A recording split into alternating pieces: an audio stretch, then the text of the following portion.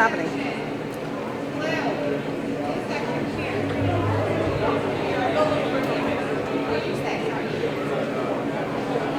So are they expecting to have people in? Yeah, we good?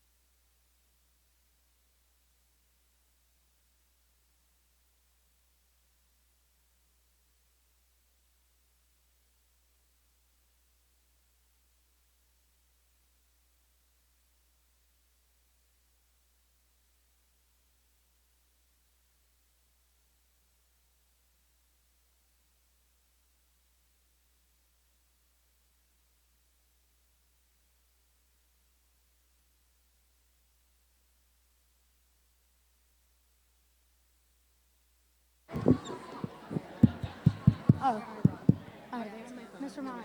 Mr. Mana.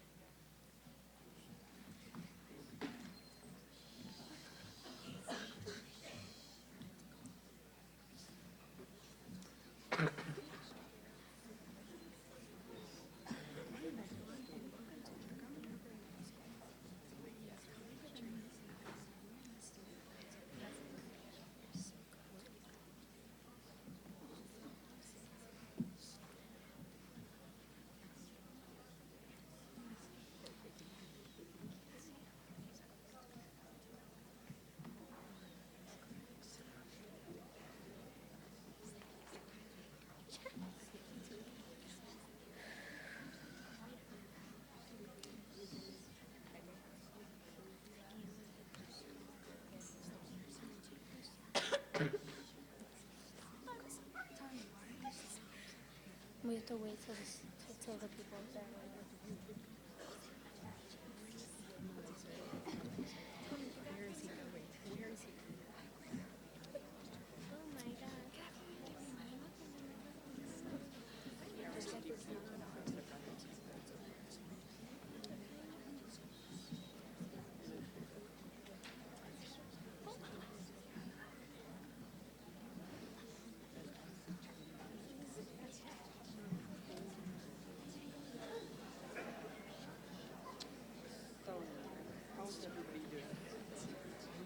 I was eaten by a shark.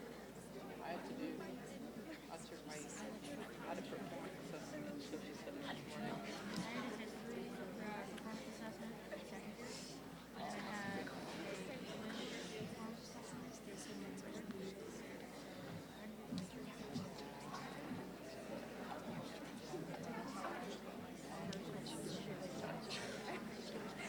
It's like,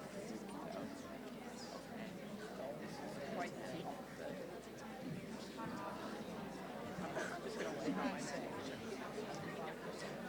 So the color guard is gonna come down on our right, the flag split, national anthem.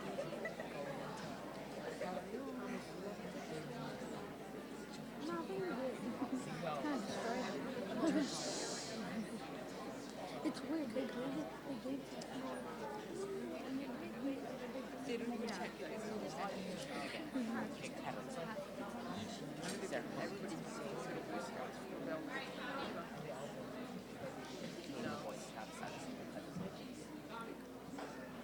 Good afternoon, everyone, and welcome to the Montgomery Upper Middle School. My name is Tommy Petrain, and I'm the UMS Student Council President.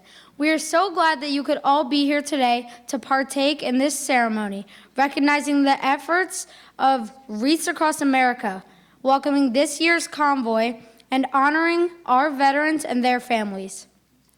At this time, I would like everyone to please rise and join me in welcoming our Gold Star families as they enter the auditorium escorted by our UMS peer helpers.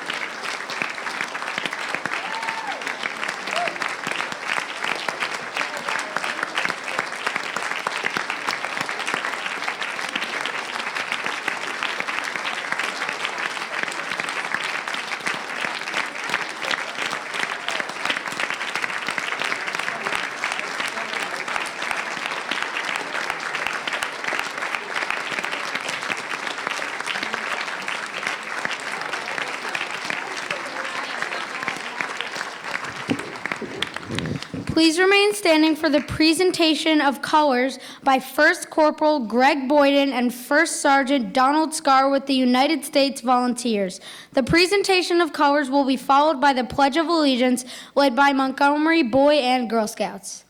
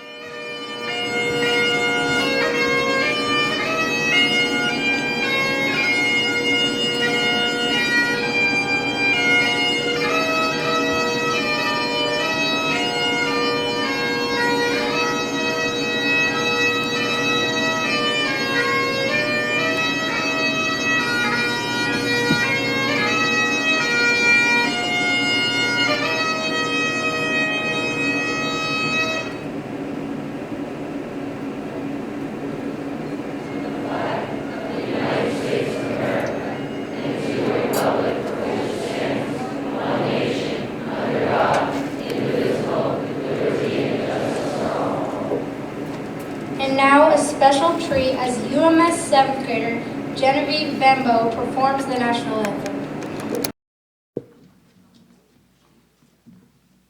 Oh, say, can you see by the dawn's early light what so proudly we hailed at the twilight's last gleaming, whose broad stripes and bright stars through the perilous fight o'er the ramparts we watched were so gallantly streaming, and the rocket's red glare, the bombs bursting in air, gave proof through the night that our flag was still there. Oh, say does that star-spangled banner yet wave o'er the land of the free and the home of the brave?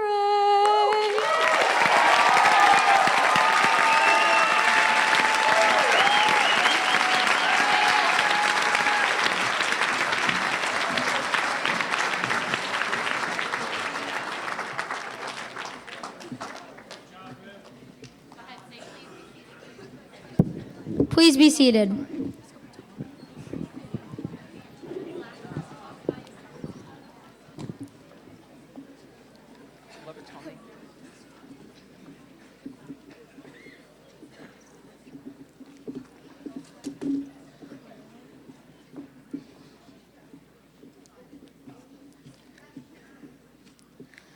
Montgomery Upper Middle School is honored to be hosting this ceremony and is grateful that we have the opportunity to pay tribute to our veterans. The dictionary defines the term veteran as someone who has had a long experience in a particular field. Not only here at UMS, but across the nation, that word means so much more than what the dictionary provides. In this room, we know to define the term veteran as someone who has served our country in the armed forces. Today, we want to honor the men and women who have put their own lives on the line to allow us to live ours freely. Some of those people are in this room today. Some of these people are currently enlisted or fighting, and some of these people have laid down their lives for us. So it is important that every day, especially during today's ceremony, we honor them. Throughout the last several weeks, UMS students and staff have lived the mantra, remember, honor, teach, which is the Reese Across America Creed. We learned that it is important to remember our veterans so that their service and sacrifice is not just for nothing. We have learned ways to honor our veterans that extend beyond just hosting a ceremony, and we were taught to value and honor the freedoms we have because of the veterans who serve. The Reese Across America organization's theme this year is Everyone Plays a Part, and we here at UMS are trying our best to adhere to it. Now, I'd like to introduce you all to someone who we got to meet last month when she shared her Gold Star story with UMS. She is back today representing all of our Gold Star families that are here with us. Please join me in welcoming to the stage Gold Star wife Laura McInerney and Gold Star mother Pat Mackin.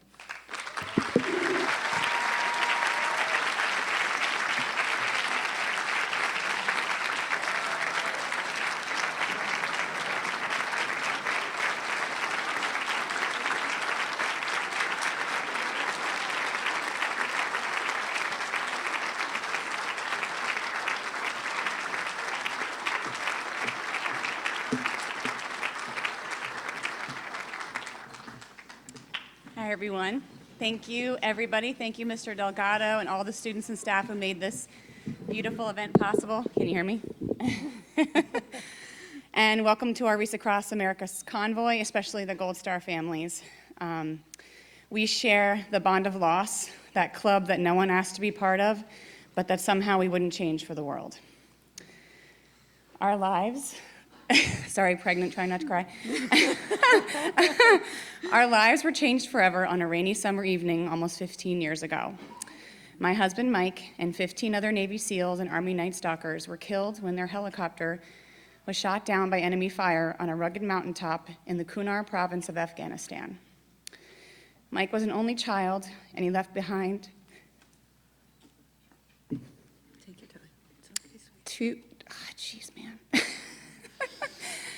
he left behind two devastated parents, one young wife, me, and a 14-month-old baby named Molly. The loss was unbearable, especially around the holidays. That first Christmas without Mike was one that we all just got through. It's hard to find joy in the holidays when you have a big gaping hole in your heart. Now, as that second Christmas was approaching after he was gone, Mike's mom got an email from her brother, one of those forwarded mass emails. In the email, there were pictures of Arlington Cemetery at Christmas time. The rows and rows of graves were dusted in a blanket of snow and decorated with simple but beautiful wreaths. She was so struck by the beauty of this that she had to find out who made that scene possible. And that's how we found out about Wreaths Across America. And Pat's going to tell you the rest of our story. Thank you. And I'm going to deviate for just a moment to extend welcome and thanks to our visitors who came a long way from Maine and have been working hard the whole way. And thank you, Mr. Delgado, and all of your staff and faculty. You've done a beautiful job with this today.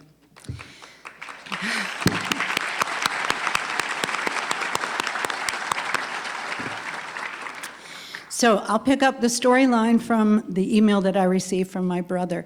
I read the entire article, and it gave the background about Morrill Worcester being so awestruck by Arlington as a child that he resolved that he would do something as an adult to honor those who rest there. And he has kept that promise. I reached out and called him and asked him if there was something that we could do to make the bus ride, 50 children riding from Maine, we asked if there was something we could do to make that ride more enjoyable. And he said for me to contact Larry Ross. I'm going to stop right now and ask Larry to stand up, and if you would give him a big shout out. For me, he was the heart and soul of Wreaths of America for the first few years.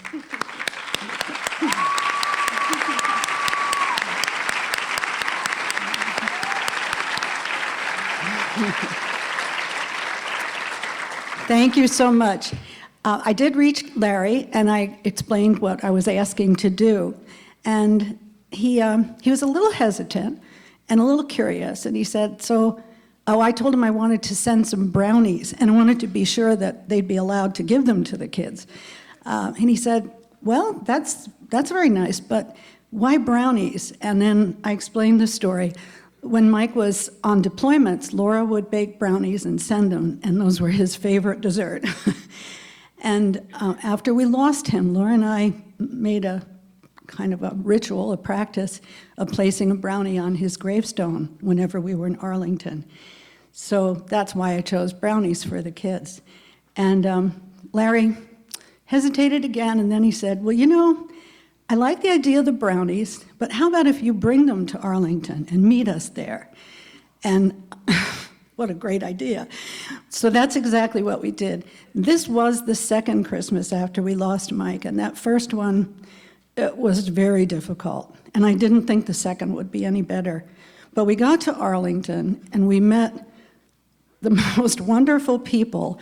And it sounds ironic to say it was a joyous event. This is a cemetery, but it was a very joyous event. And it was because of how welcoming these people were, how supportive, how deeply they respected those that they came to honor. And I think that touched Laura and me both very deeply. And I think we just felt embraced and like we were part of a community. And Christmas came back for me. That was probably my first day of joy in a year and a half. So I'm so grateful, and I want the Wreaths of America people to continue with that work. So I know that you're on your way to Arlington, and the fact that you're going there says that you remember and you honor. One idea I'd like to put forward is on the teach side of it. When you're there, if you feel you can do this, reach out to some of the newer families who maybe are there for the first time. They're hurting, and you might not know it, but you can really help them. So I'd ask that you do that. And thank you so much, and God bless you, and Merry Christmas.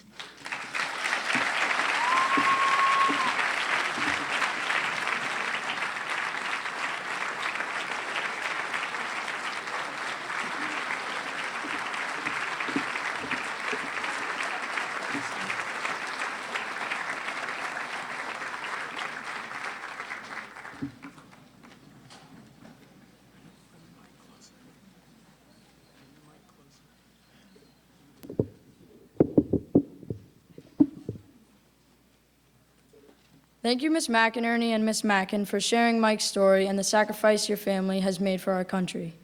Hello, my name is Luke Donahue, and I'm the Student Council Vice President here at UMS.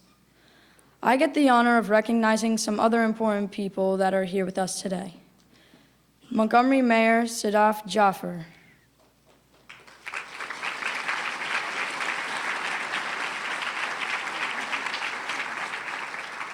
The Manville Mayor, Richard Underko.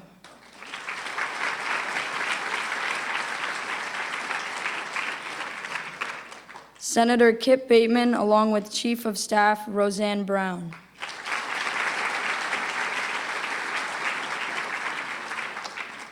Assemblyman Andrew Zwicker.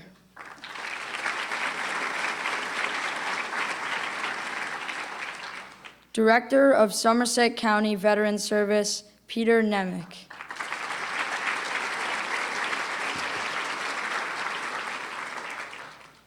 Artie Moeller, co-founder of Rolling Thunder.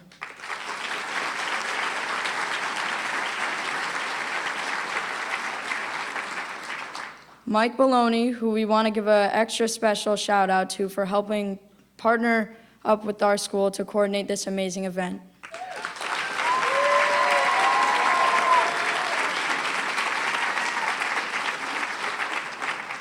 Thank you all for your support and joining us here today to celebrate the Wreaths Across America convoy as they head to Arlington. Next, we would like to invite Olivia DeHart Moeller to make some remarks on behalf of Rolling Thunder.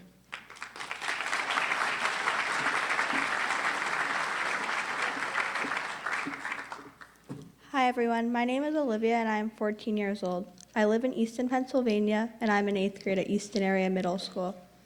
I've been a junior member of Rolling Thunder Inc. National for many years. My grandfather, Sergeant Artie Moeller, is the founder, executive director of Rolling Thunder Inc. Rolling Thunder is a nonprofit organization that is committed to helping American veterans from all wars. Wreaths Across America is a nationwide program which distributes holiday wreaths as a tribute to veterans laid as rest at VA national cemeteries and state veteran cemeteries. I am happy here to be welcoming the convoy. This will be my 7th grade participating in Wreaths Across America. I will be at Somerset Hill Memorial Park and Mausoleum in Basking Ridge, New Jersey on Saturday, December 14th, 2019. We will be laying 1,550 wreaths on veterans' graves. Wreaths Across America is important to me because I get to honor an American hero with a wreath and say a prayer for them. On behalf of Rolling Thunder Inc. National and myself, Thank you for having me here today. Merry Christmas and have a healthy, happy New Year.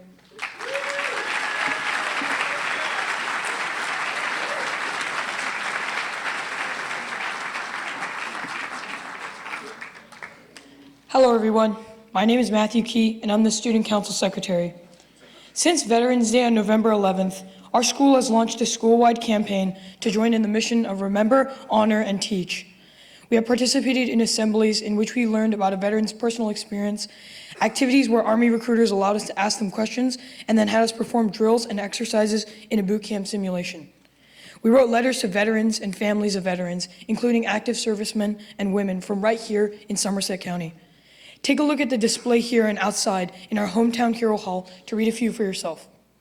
We listened to a heartwarming story from a Gold Star family right in our hometown, and of course, we learned about the Wreaths Across America organization and how important volunteers and sponsors are to meet their ambitious goals. So we did some fundraising, and we would like to present this check for $1,200 to Mr. Wayne Hansen and Mrs. Karen Worcester.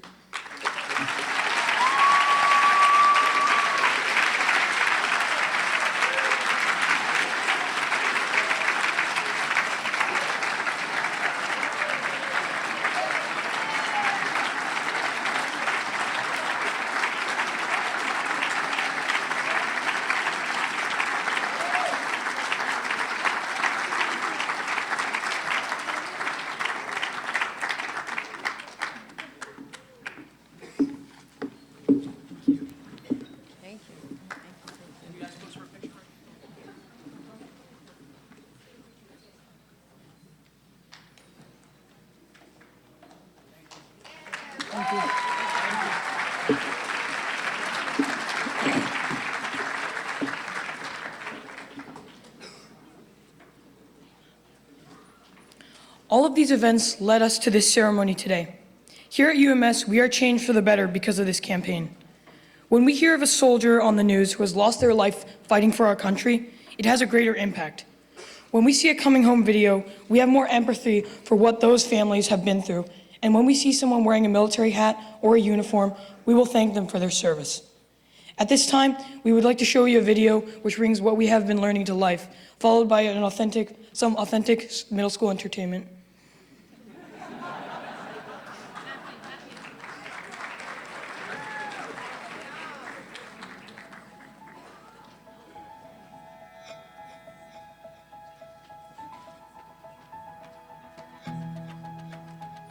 We wrote poems for the Gold Star families. So we had an assembly, and there was a past veteran who told us about how everybody was working for one combined mission. Veterans came in and they talked to us about what their serving was like and how it affected them. We've written letters and poems for veterans. We've also made PSA announcements to recognize veterans that died in action. In gym, we learned about the exercises and we tried to do the exercises that the soldiers would do in the war. Something that middle schoolers can do to help support and respect veterans is like if we see them or we know that they're veterans or we see them in a veteran in a uniform, we can go and say hi. Or like if we know a veteran, we can just go and talk to them, and ask them what they've done. I learned about the different sacrifices that the veterans made in order to keep us and our country safe. How much they had to give up because yes, it was their lives, but it was also like their families and just going away from their home for so long to do something that they didn't know they'd even make it out of. Some art students made a poster detailing what veterans go through when they serve. The daily PSAs talking about the veterans who live here in Montgomery or New Jersey. Lots of students wrote letters to the veterans to thank them for their service. Middle school students can thank a veteran when they see them walking. The veterans who are risking their lives for the sake of the country, not in themselves or their family.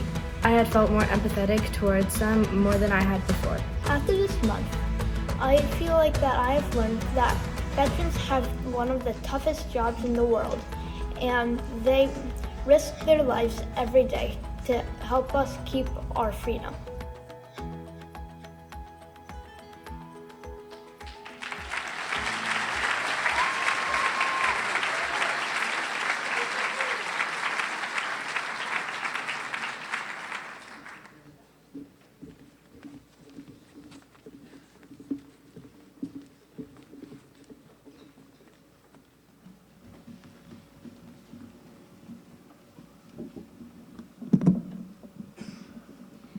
As part of our 8th grade social studies curriculum, we analyzed symbols in our country that unite us. We demonstrated our understanding through poetry. We would like to share some of that work with you now. The meaning of America. What exactly is America? Is it the country filled with its counties, towns, and 50 states? Is America just a place? Is it our events through the past, wars both civil and revolutionary? Is America just our history? If not, then what is America? Is it made of our senators, our judges, and a president? Is America simply the government? Is it the people with our freedom and our liberty? Is America just our democracy? If not, then what is America? Is it our flag with its red, white, and blue? Is America our symbols of virtue? Is it our military with their honor and praise, those who constantly pay the price, the cost of freedom for all of us today? Well, I believe it is all of these things. It's in our people and history that our country brings. So what makes America? Well, everything.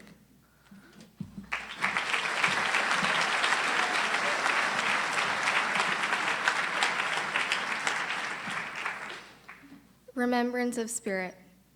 Patriotism, our purpose for the country. Sacrifice, service, perseverance. So many times hidden in selflessness, unproclaimed.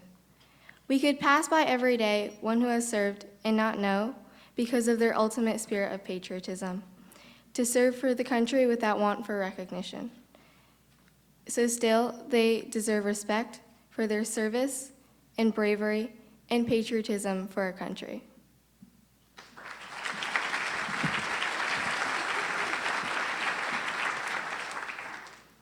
Be an American. Stand a little taller when you see our red, white, and blue. Be proud because you live in a place where only hard workers are rewarded. Beautiful cities and towns dotted across the map. Comfort knowing that you're safe every day. Be relieved because just decades ago, women couldn't vote, minorities were discriminated upon, and no one person could make a change. When you hear our national anthem, be blessed, because when we fought for our independence by the dawn's early light, we hailed at twilight's last gleaming, with the rocket's red glare, the bombs bursting in the air. All through the night, our flag was still there. When you recite our Pledge of Allegiance, be true, because all through America's history, we stayed united and indivisible. Every time we were knocked back, we stood up ready to fight again. When you think of America, the home of the brave, be mindful, because the brave fight to protect American God-given rights, American borders and security, us. Be in grief, because sometimes the brave don't come back home breathing, their names etched onto the white marble headstones. When you see the green wreaths comforting the headstones, be an American and support the fallen soldiers who are ready to give up their lives so we could prosper.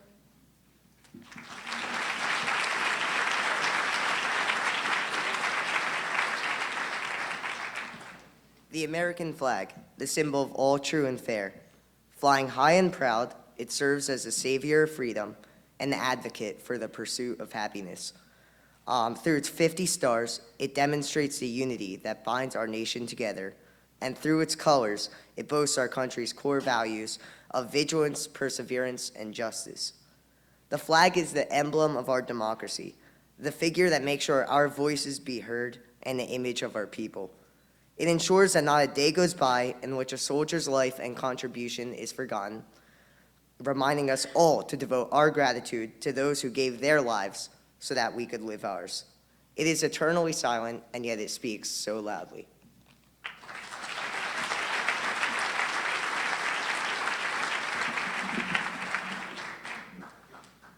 How lucky are we? Have you ever stopped and thought to yourself, how lucky are we? Not the luck that you got a good grade on your math test, but the luck of how fortunate you were to take it. Not the luck of a good class presentation, but the luck of freedom of speech in this country. Not the luck of getting what you wanted for a religious holiday, but the luck of being able to celebrate it. We live in a very lucky country that our veterans defend, promote, and provide. Gratitude, appreciation, and respect. Thank you, veterans, current and past. Because of you, we are able to live freely.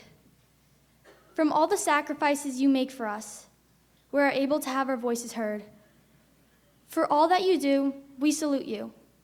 So next time you're walking around, even if you're in a rush, take a moment and think to yourself, how lucky are you?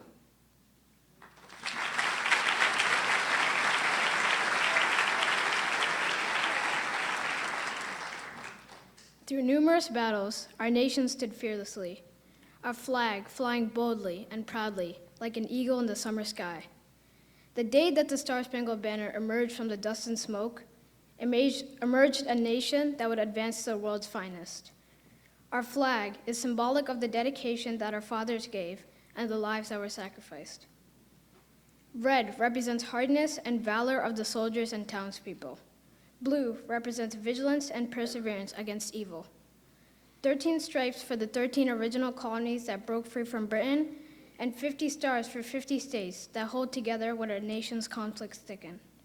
Our sacred flag shows meaning within each fold, a tribute to the veterans that put their service above self, a tribute to our founding fathers who fought a battle with a faint chance of victory, a tribute to all American citizens who work every day to create a better country for the best of us.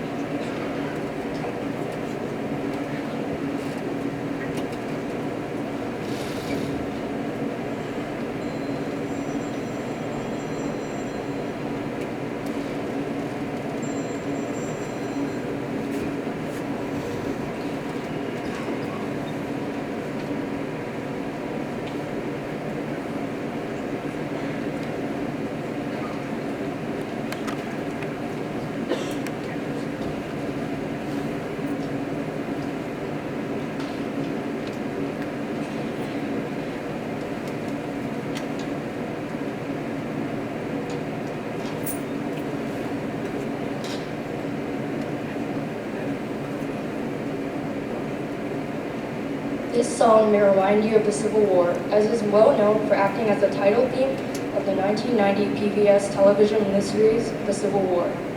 I Shall Come Farewell began as a bittersweet lament, epitomized by a somber yet hopeful melody. As the song's composer, Jay Ungar, notes, the tune was my attempt to get back to a feeling of connectedness. We would like to dedicate our performance to the families of our fallen U.S. veterans who, in the face of tremendous loss, have remained incredibly brave and resilient.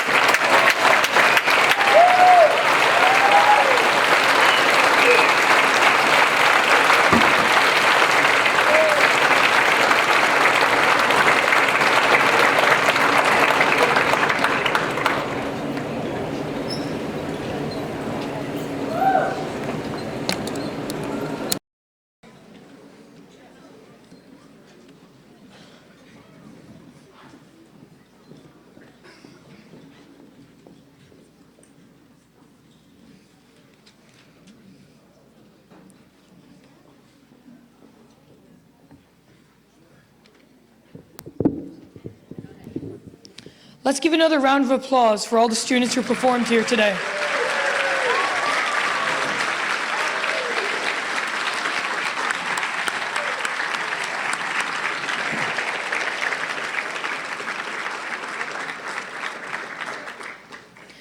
In creating today's ceremony, we learned why during this time of year, it's important to honor service members who have sacrificed their lives for our country. We know that many families will have an emptiness in their homes or a place setting that should have been filled. In expressing our appreciation and gratitude, we want families who may be feeling a void this holiday season to know that we will never forget their loved ones. So we present wreaths today.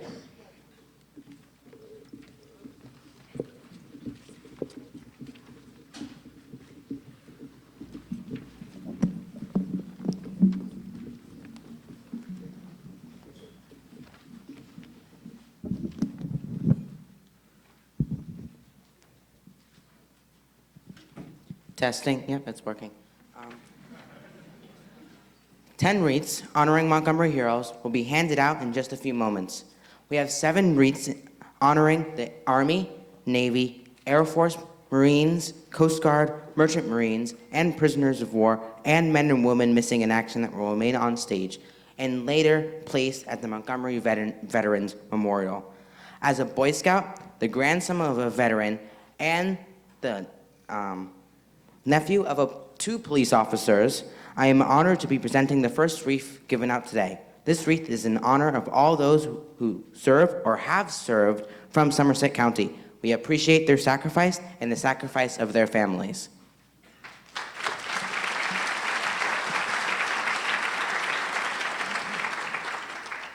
As the daughter of a Naval Academy student and the granddaughter of a veteran, I am honored to present the next wreath for General Richard Montgomery, Montgomery Township's namesake.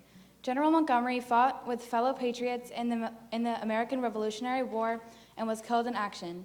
He is America's first general officer to be killed in battle and America's first general officer to be killed on foreign soil.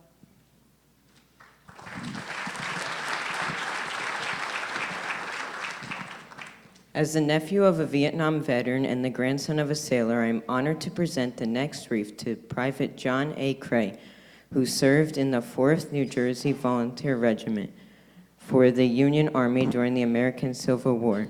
The regiment organized at Camp Olden in Trenton in the summer of 1861 and fought at the First Battle of Bull Run. Private Cray was killed in action. We thank and honor him for his service.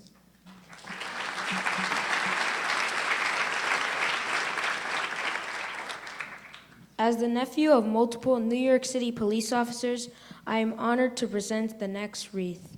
This wreath goes to Private James Cray, who also served in the 4th New Jersey Volunteer Infantry Regiment.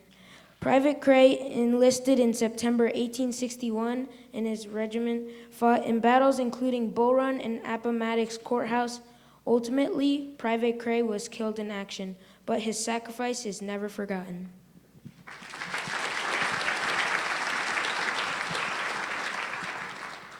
As the grandson of veterans, I'm honored to present the next wreath to Arthur S. Dixon. Arthur enlisted in the U.S. Army in 1917 to fight the Great War. Dixon's regiment was one of the first waves of U.S. troops to leave for Europe to fight over there. The first U.S. infantry troops landed in France on June 26, 1917 to begin training for combat. Dixon was killed in action soon after enlisting. While he was one of over 100,000 American service people to die in the First World War, his story is not forgotten.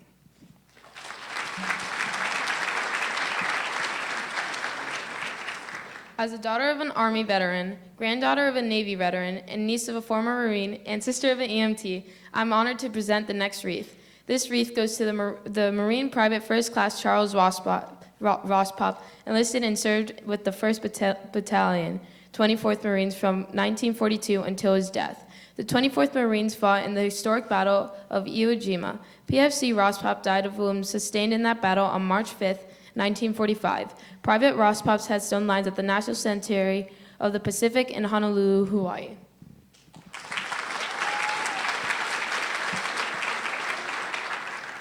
As the niece of a veteran, I am honored to present the next wreath. This wreath goes to Tech Corporal George L. Brown, who served with the 271st Engineer Combat Battalion, 71st Infantry Division in the U.S. Army during World War II.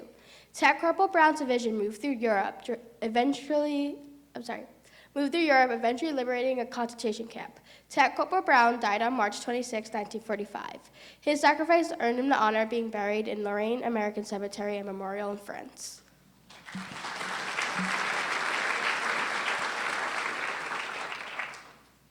As a son of an Army veteran and a former member of the Air Force, I am honored to present the next wreath to Private First Class Michael Malco, who served with the U.S. Army 27th Infantry Division, 165th Infantry Regiment during World War II. Private First Class Malco was killed in action on July 1, 1944. Michael Malco was one of 6 brothers who all served in World War II. We thank Private First Class Malco and his family for their dedication to serving and willingness to making the greatest sacrifice.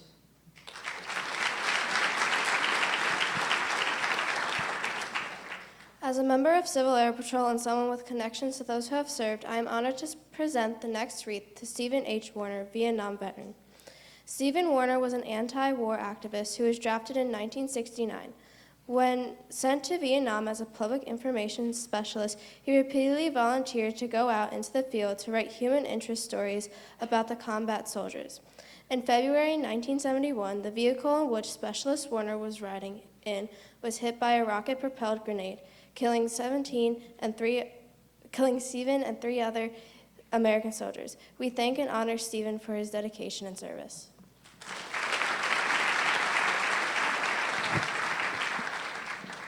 As a member of Civil Air Patrol and a Montgomery High School student, I'm honored to present the next wreath. This wreath is dedicated to Montgomery High School graduate class of 2000 and Army First Lieutenant Ashley Henderson Huff. First Lieutenant Huff was deployed to Iraq in December 2005. She performed the duties of a platoon leader with the 549th Military Police Company, 385th Military Police Platoon. Ashley died in 2006 when a roadside bomb detonated while she was on patrol. She is the only Montgomery High School graduate to have been killed in action. First Lieutenant Huff was awarded the National Defense Service Medal, the Global War on Terrorism Service Medal, and the Army Service Ribbon. She was posthumously awarded the Bronze Star Purple Heart and the Combat Action Badge. The road leading to Montgomery High School was renamed Lieutenant Ashley Henderson Huff Memorial Drive, in hopes that her sacrifice to our country will never be forgotten.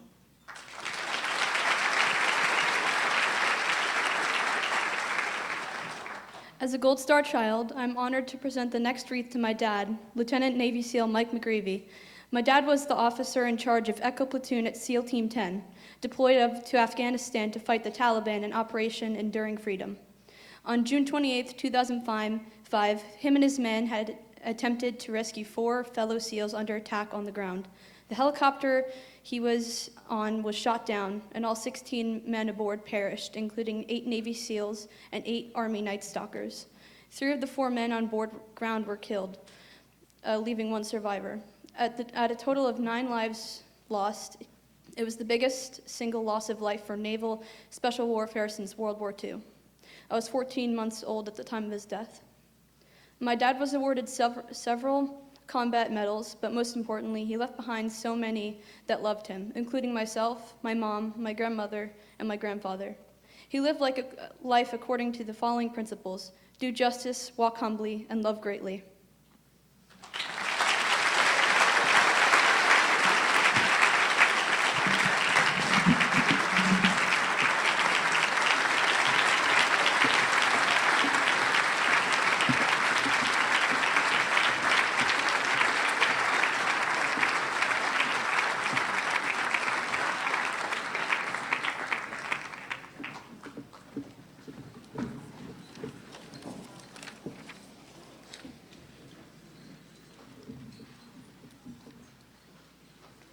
My name is Augusta Zahabian, and I'm the Student Council Treasurer. I'm here to introduce you to a special fun guest, Mr. Rocky Lynn.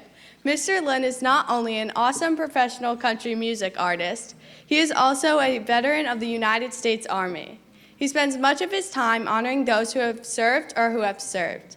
From singing to helping build a home for a Gold Star family, Rocky is the epitome of service-minded, knowing full well the sacrifice that both our service members and their families face. Please join me in welcoming him to the stage at this time.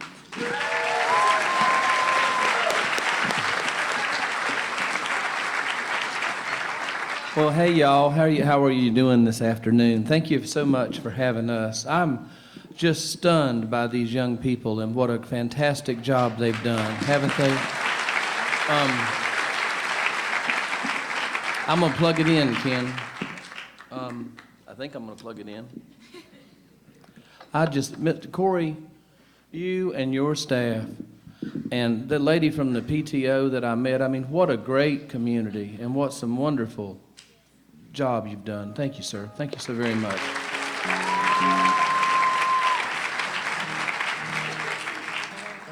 It is our honor to be here and to be a part of this event today.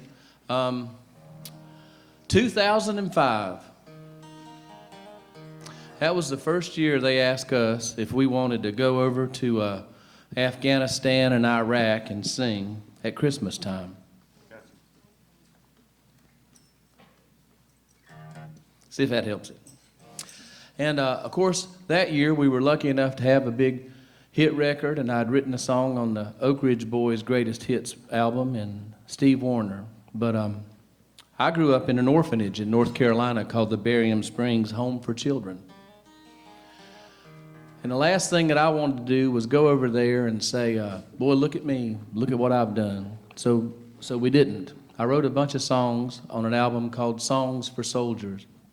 And it was all songs with positive titles like Heroes Come from Small Towns and I'm Proud to Be a Soldier, because it was really those men in the military that pointed me in the right direction. Do we have any Vietnam or Vietnam era veterans in here? Would you raise your hand? How about a hand for these men and women? Yeah,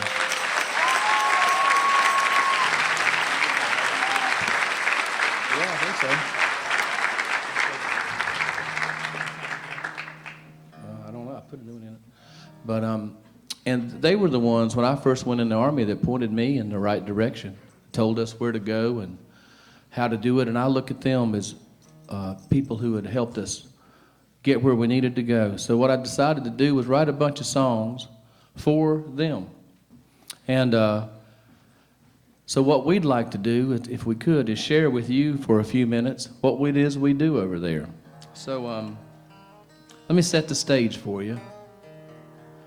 We went in 2005, and the first year that we went out to all what they call the green zones. We went to Kandahar and Baghdad and Kuwait and all those places. And then on our days off, they would say, do you want to get on the helicopter and go out to the little bitty places, the small places? And so I said, yes, that's what we want to do. So I'd get on a helicopter, and they'd fly us out to those places. And they land really fast. Every time, the warrant officers that fly the helicopters, they land really fast. I think they do that so they don't get shot. And every time they would land really fast, I would throw up. Every single time, I would throw up. And the warrant officer would say, he said, well, you must get motion sickness. And I said, no, I'm afraid of dying in a helicopter crash in Afghanistan. But anyway, here's the scene. Let's see where we're going to be. Let's be at Camp Sword. I think that battery was dead. Camp Sword, which is in Al-Anbar province, up north a little bit. It's a little concrete building. The windows are all blown out. And they got these Marines up there and these Army guys. And they're doing a patrolling, and they have contact with the enemy every day. And our Vietnam brothers, they know that's crazy unusual that every single day they would have contact. And they told us when we were setting up, they'd say, you are going to be singing to the Taliban, because right over the hill, that's where they are. They're going to hear every word that you sing tonight. So here's the scene. It's Christmas Eve. You're 19 years old again, Mike Maloney. That's good. And the Taliban's right over the ridge. It's your first year away from home. This is what we do. Ain't America beautiful? This place that we call home. Give us your tired, your poor, your yearning to be free forevermore. Ain't America beautiful? Ain't America beautiful?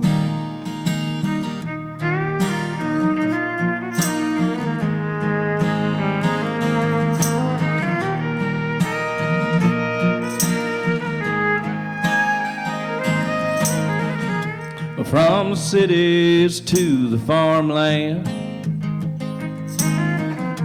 north, south, east, and west. From the Rockies to the ocean. Let me ask you a question, young Marines. Ain't America the best?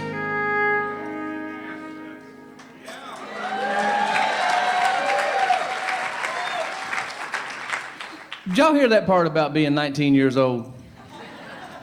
First year away from home, Christmas Eve. Did I say that, or did I get so confused when my battery didn't work that I didn't say it? Did I say, or did I accidentally say we were over in the Montclair nursing home?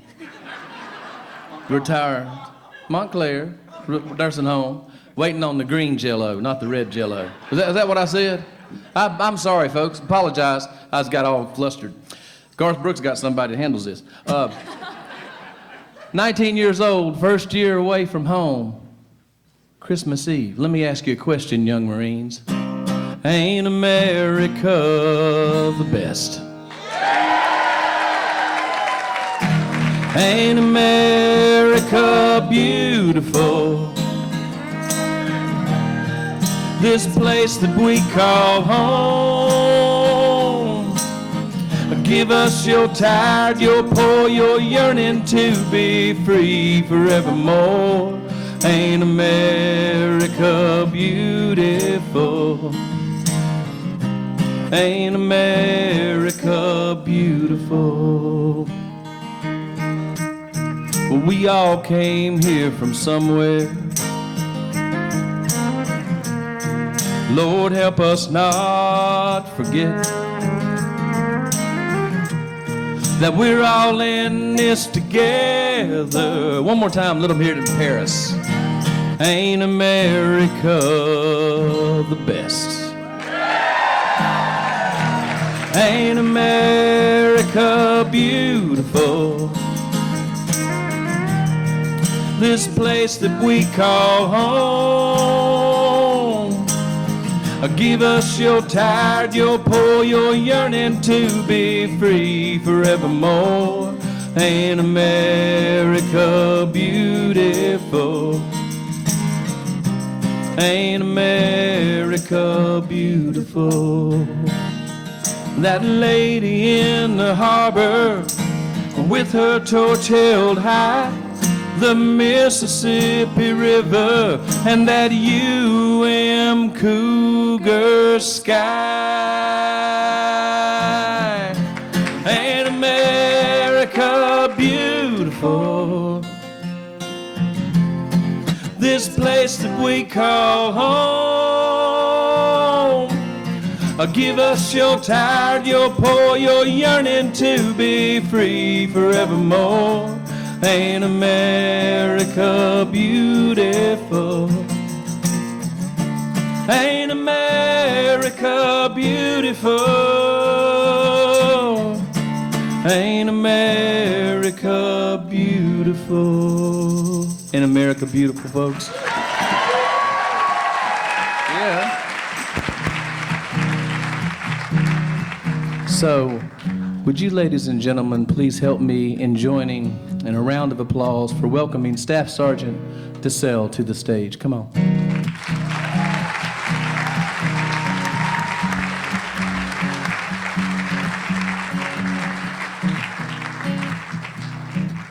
So this next song I'm going to sing, Staff Sergeant, if you would just stand right there, sir. Staff Sergeant, the commander has given me control for 3 minutes, so I'm in charge of the detail. You're hereinafter referred to as detail. Detail, a tent, hoop, parade, hoop. So here we go. This next song I'm gonna sing is called I'm Proud to Be a Soldier. But when I say I'm proud to be a soldier, I mean that I'm proud to be an airman. I'm proud to be a Marine. I'm proud to be a sailor. I'm proud to be the National Guard. I'm proud to be in the reserves and in the Army. But I wrote I'm proud to be a soldier because I couldn't think of anything that rhymed with Marines. Except for tangerine. And maybe latrine. But that would get me in trouble. So this one is for you. Thank you for your service, sir. 2, 3. Hey, there it goes.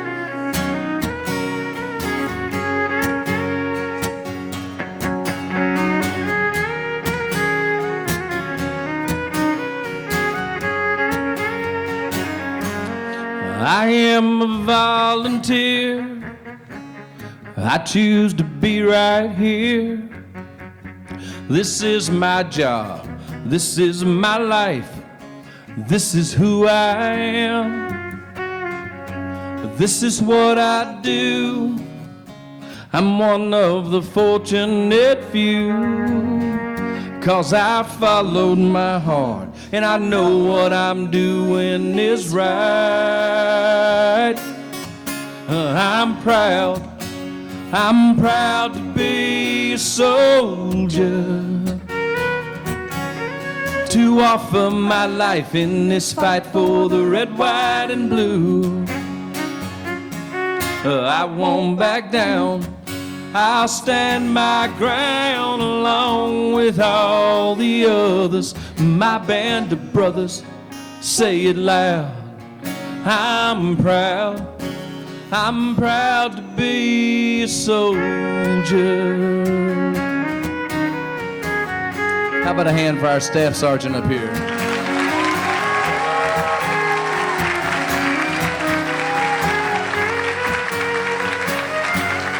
I wear this uniform, stare into the eye of the storm. I'm part of a team that's bigger than me. You are the rocket's red glare.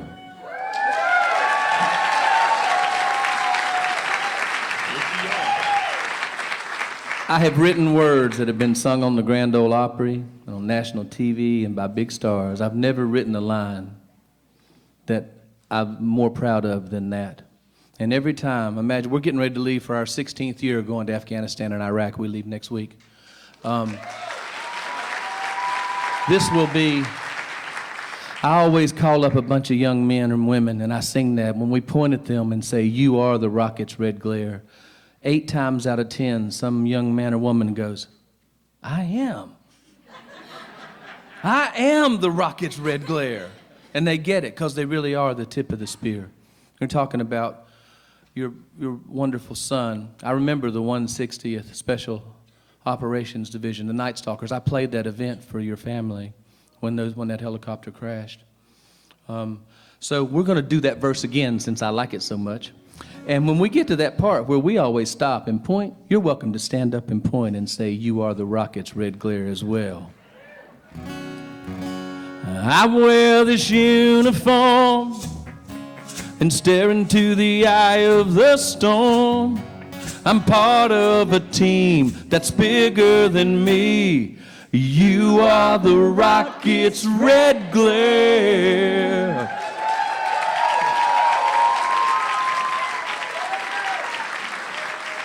And this is a family. It always was and always will be. Oh, when I'm far from home, I'm still not alone. My brothers and sisters are there. I'm proud to be a soldier,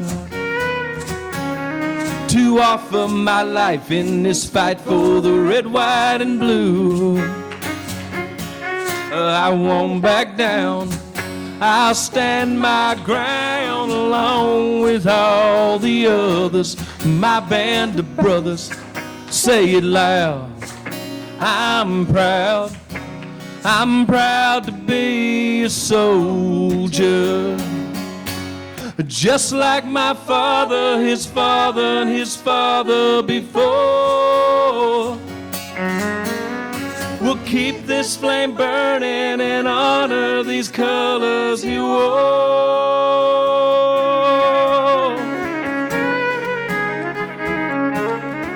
'Cause I'm proud to be a soldier,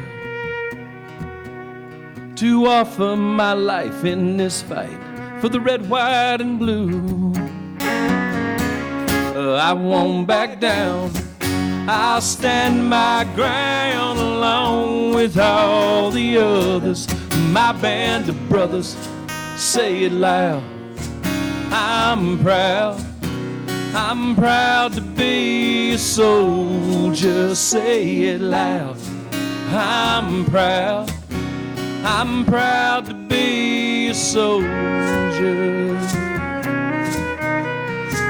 Detail, attend, present,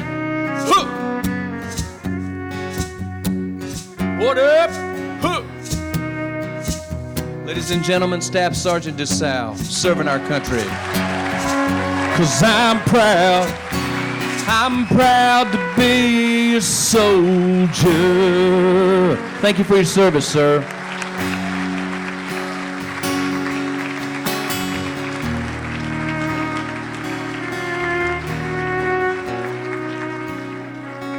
Ladies and gentlemen, if you would help me welcome to the stage, on this side, 4 of our Boy Scouts that are in the audience, and on this side, 4 of our Girl Scouts that are in the audience.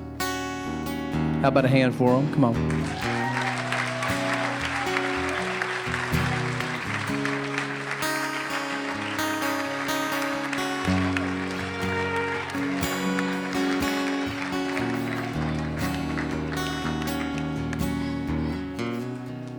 Didn't they do a great job with their part of the event? There you go.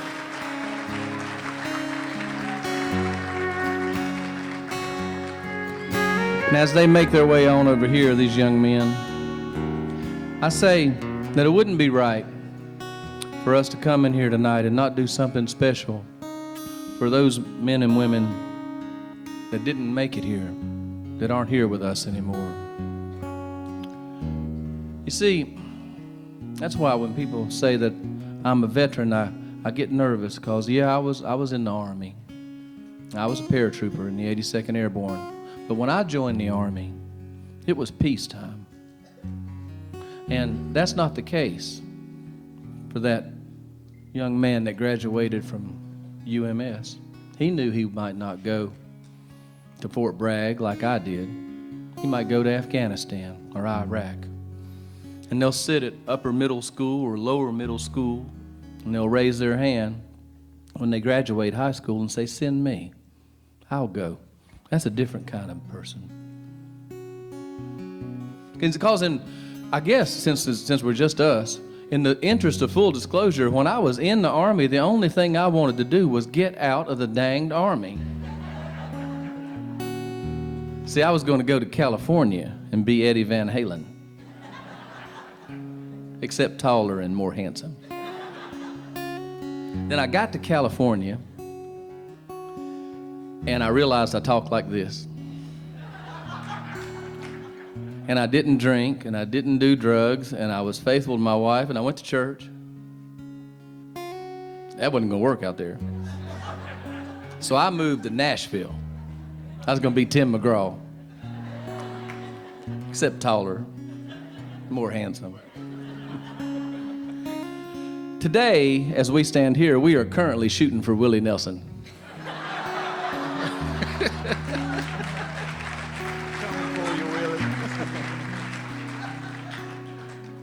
So when you go to join the Army, since I'm talking and I can't seem to shut up, they throw you a bunch of acronyms.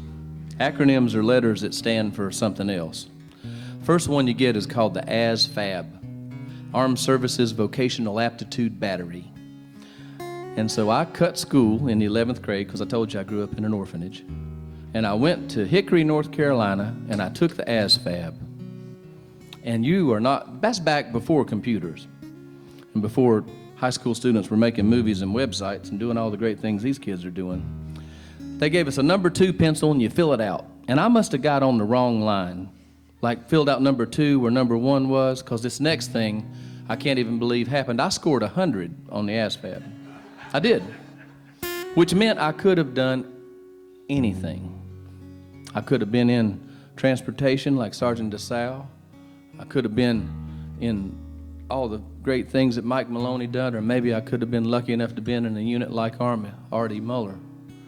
But since I had scored 100 on the ASVAB and could do anything the Army had to offer, my recruiter, Staff Sergeant Dwayne Say, decided I should be in the infantry. So I went to Fort Benning, Georgia for basic training. And then after basic infantry training, I went to advanced infantry training, which you can guess what that is. That was at Fort Benning, Georgia as well. Then I went to paratrooper jump school, Fort Benning, Georgia. I was getting pretty tired of Fort Benning, Georgia. And they stationed me at Fort Bragg. And we used to do these things called EDRES, which stands for Emergency Rapid Deployment Exercise, which means they'd wake us up at 4 o'clock in the morning. We would jump out of a perfectly good plane and look for communists. Usually that'd be in Georgia. And had there been a communist in Georgia. But one morning they woke us up, and when we went to the armory to get our 500 rounds of blank ammunition, you knew it was blank because it had red tips on the end of it for our exercise. That morning they handed us real bullets and real grenades. And up until that very moment, up until that very second, it never occurred to me that we would do it. I was playing football. My friend did not come home, and that's why I wrote these songs, and that's why I do these things I do. And that's why I think we should take a minute and really recognize those men and women. And so I'd like to ask that mother and that wife to come and stand, one with the boys and one with the girls, if you would. How about a hand for our families?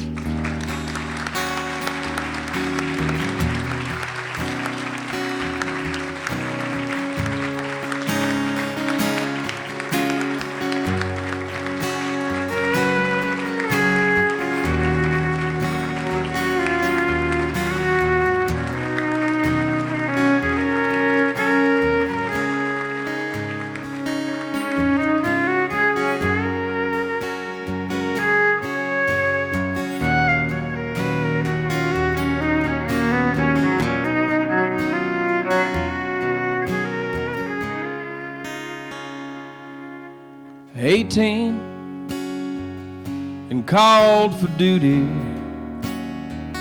God and country and fellow man. Beaches made for beauty, covered with bloody grains of sand. Mothers, hide your children, there's danger in this land. And Father, please forgive me, for I know now who I am. Fly home, my sweet angel, from sea to shining sea. Fly home, my sweet angel, won't you fly on home to me?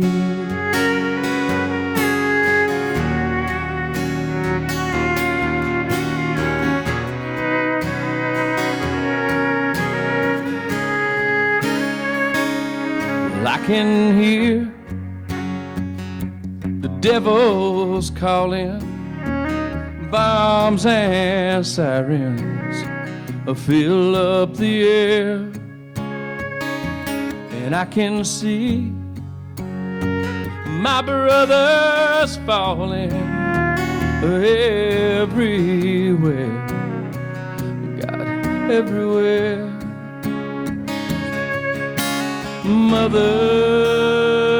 hide your children, there's danger in this land.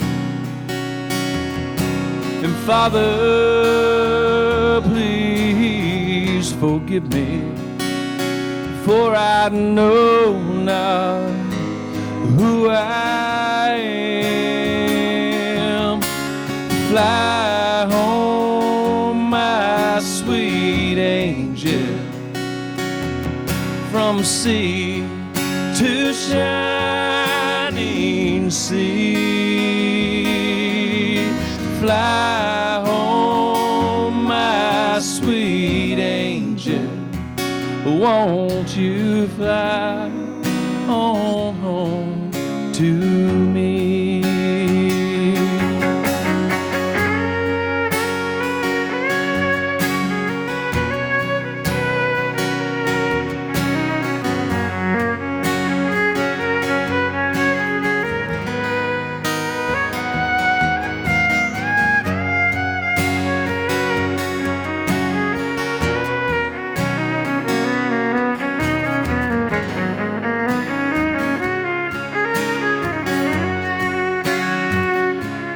Won't you fly home, my sweet angel, from sea to shining sea. Fly home, my sweet angel, won't you fly on home to me?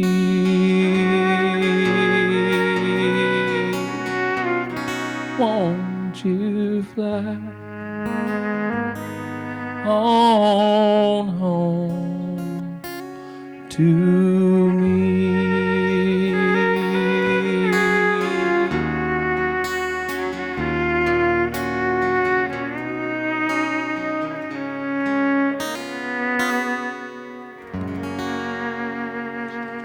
God bless you. Thank you. Thank you so much. How about a hand for them? Great job, guys. Thank you. One more thing we want to do while we're here, the students and I, Corey, and we would like to ask for all of the Vietnam and Vietnam era veterans that are in this room, if you would please just stand up for a moment so we can recognize you. Look at these men and women as they stand up. And as they stand up, Artie, Bill, Gus, I would like to ask them if they wouldn't mind, if you would be so kind, as just come and stand right down here in the front. We have something special we want to say to you. As they make their way to the front of the stage, let me tell you about these men. All the Vietnam and Vietnam era, come on down and stand here. Just face this wonderful crowd. These men and women served our country with duty, with honor, with fidelity, with valor. Many of these men volunteered. Many of these men and women were drafted. And they didn't go to Canada. They went to Da Nang. They came home and they started organizations like Rolling Thunder. There was nobody waiting at the airport to say something to them, at least not something good. Many times, they were told to take their uniform off so they wouldn't get disrespected when they came into the rooms. And so today, right here at UMS, with these people in this room, we have something that we want to say to these men and women from Vietnam, from us to you. Thank you. I want to thank you from my heart. And there's a million others just like me who want to do the same. We want to thank you. Finally say the words we should have said. It's long overdue. We want to thank you.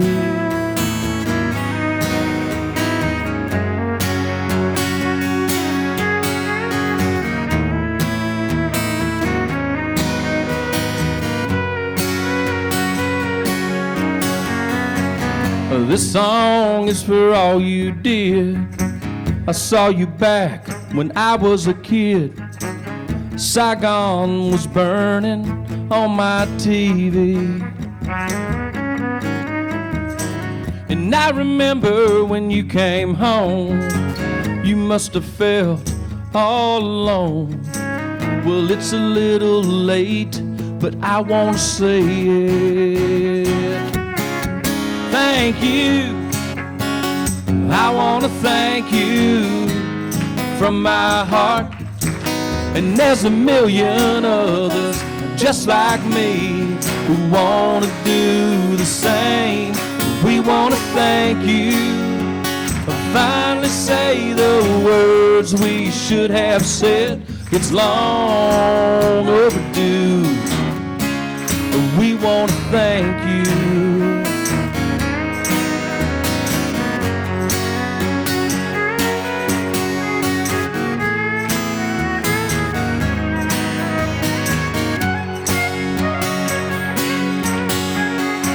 Welcome home after all these years.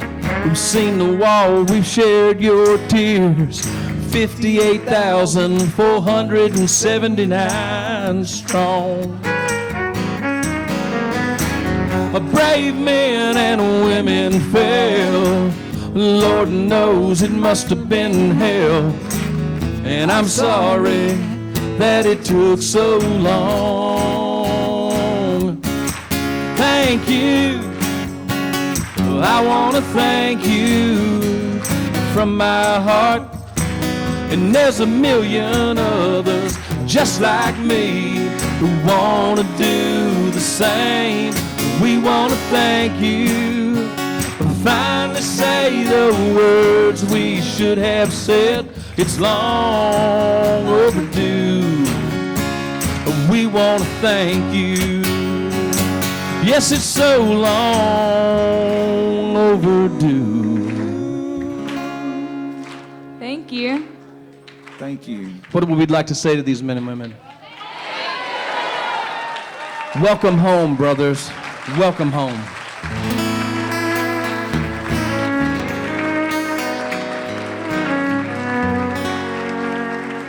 Welcome home. How about a hand one more time for these Vietnam veterans as they go back? Thank you.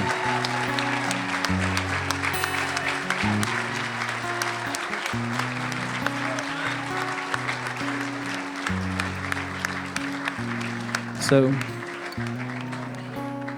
that's really one of the most beautiful things I've ever seen.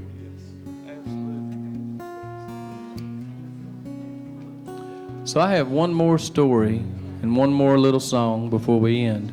But before we do, Miss Augusta is going to come up and make an announcement. Augusta, right? Hello, Augusta. Well, you did a good job today. Thank you. What do you think about that and all those men there?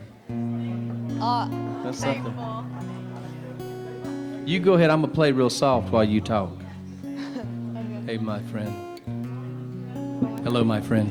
It's great to see you. Kind of like an old Baptist church. They're playing music behind you. Ready? Can I start? Okay. Let's give a round of applause one more time for Rocky Lynn.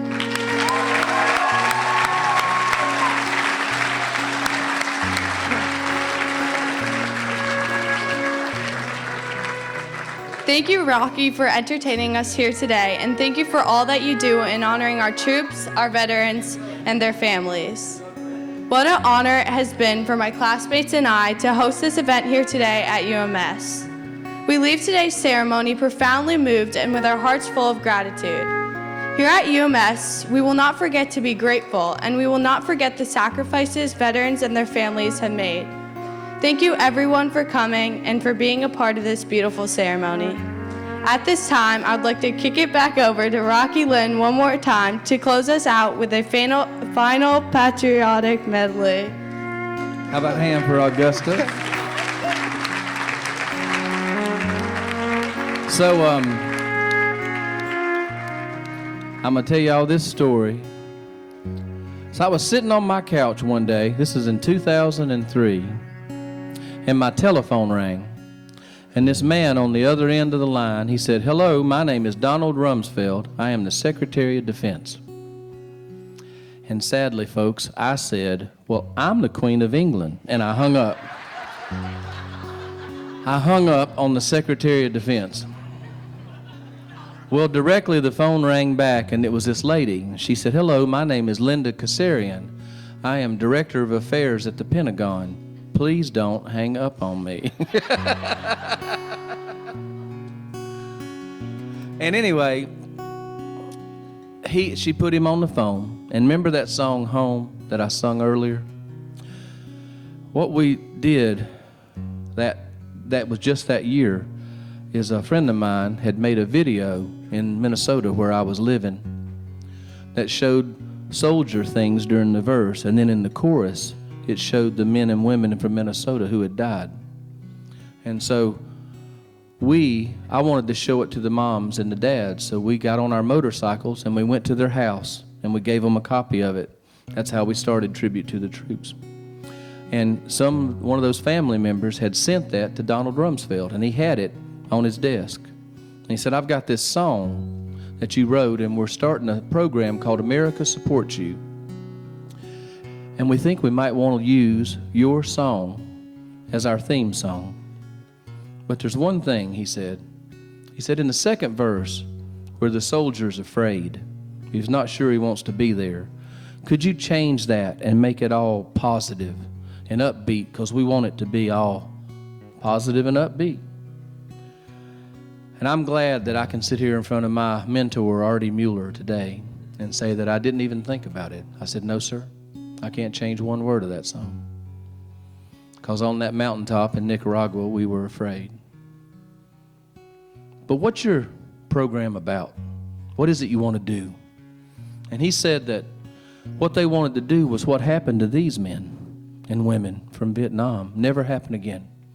That regardless of, and this is an exact quote, regardless of people's race, religion, political views, or socioeconomic outcome, whatever that means, that they stand behind our men and women in uniform.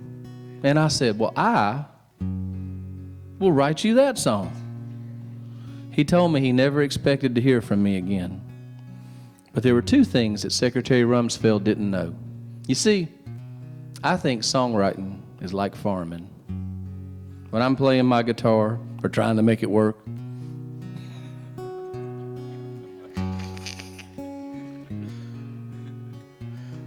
I'm just planting seeds, just putting seeds in the ground.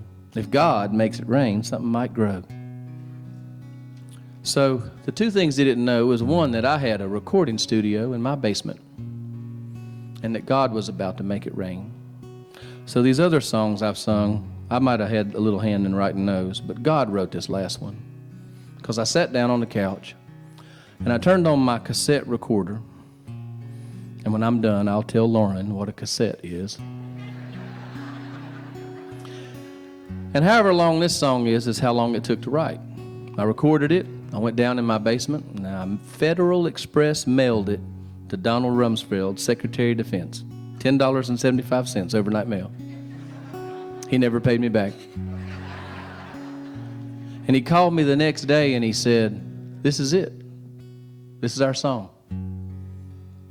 We've sung it for Mr. and Mrs. Bush, Sr. and Jr. We've sung it for Mr. and Mrs. Obama, for the Clintons. We've sung it for Mr. and Mrs. Trump. Every year we sing it at the Vietnam Wall. We've sung it at the World War II Memorial. And it's been played at every memorial service in Iraq and Afghanistan. It was played at your husband and your child's service they had. And I hope it don't sound like I'm bragging, sound like I'm, oh, look at what we did, because that's not my intention. My intention is clearly to say this, that there is no place on this earth that Dalen, Dirk, myself, and my wife would rather be than right here with you, Corey, and right here with you, Rolling Thunder, and right here with you, Karen and Morel, to sing it for you and to say thank you for what you're doing. Thank you for what you're doing for these young people, for mentoring souls. Thank you for remembering those people and going through the lengths you do. And thank you, Artie Mueller and Rolling Thunder, for remembering that there are prisoners of war and missing in action from every war. This is called Red, White, and Blue.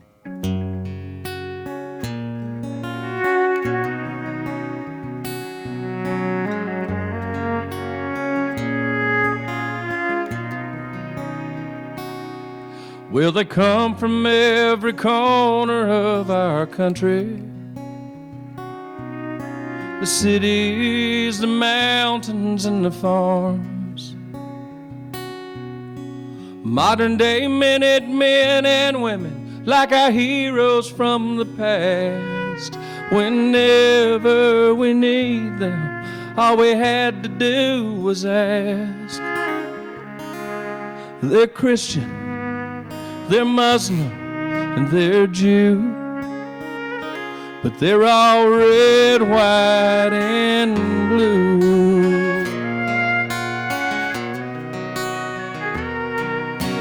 Sacrificing their family and their friends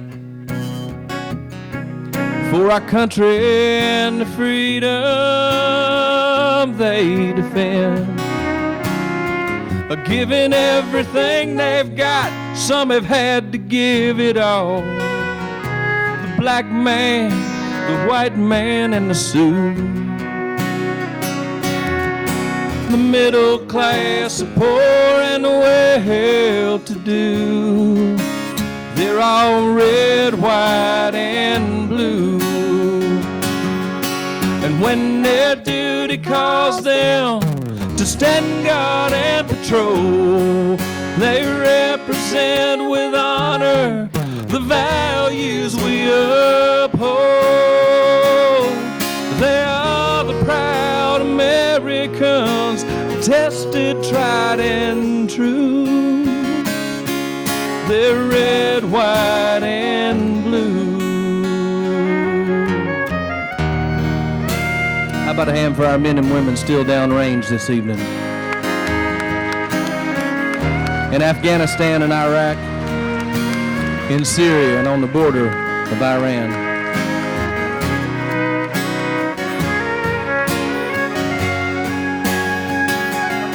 Yeah, they are the proud Americans, tested, tried, and true. They're red, white, and blue.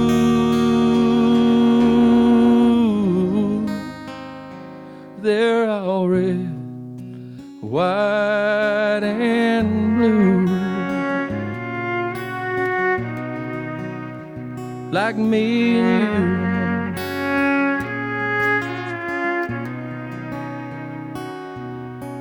God bless America,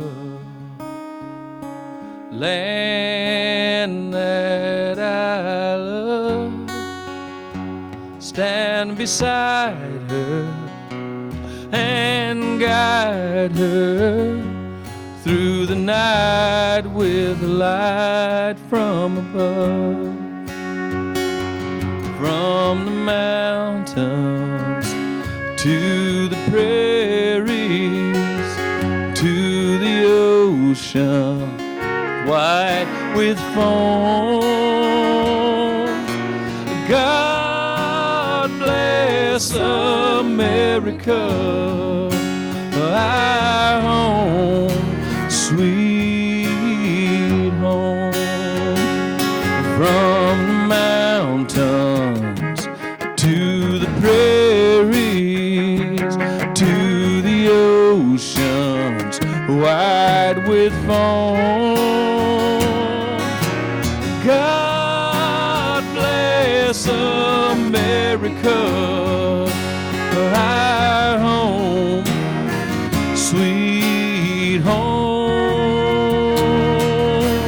God bless America, and God bless all of you, 'cause this is our home, sweet.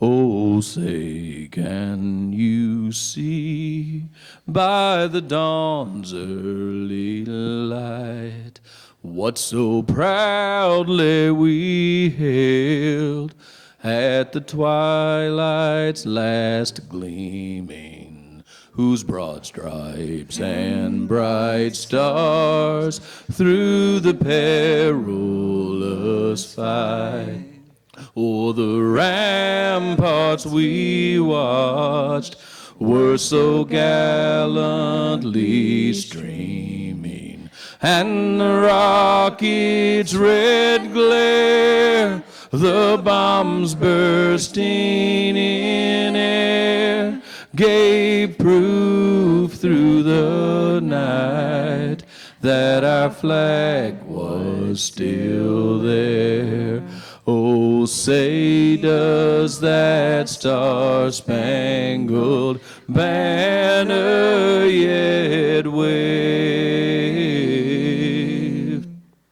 o'er the land of the free and the home of the brave?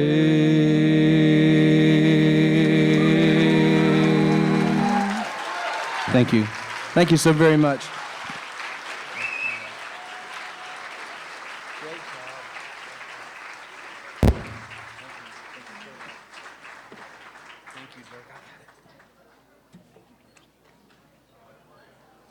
Thank y'all.